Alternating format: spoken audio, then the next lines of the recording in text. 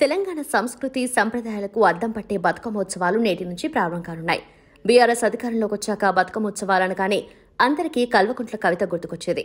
రాష్ట్ర ప్రభుత్వం తరఫున బతుకమ్మ వేడుకలు జరిపినా కవిత తన సొంత కార్యక్రమంలా నిర్వహించేది అన్న విమర్శలు ఎదుర్కొన్నారు.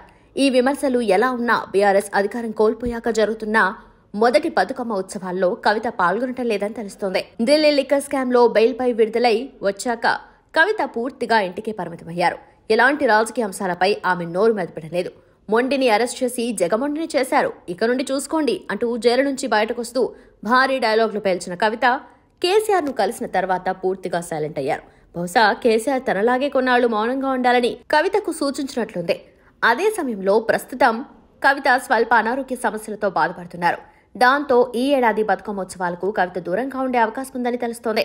తెలంగాణ జాగృతి ఆధ్వర్యంలో కూడా బతుకమ్మ వేడుకలపై ఎలాంటి ప్రకటన లేకపోవడంతో మొదటిసారి కవిత బతుకమ్మ వేడుకలకు దూరంగా ఉండనుందని సమాచారం.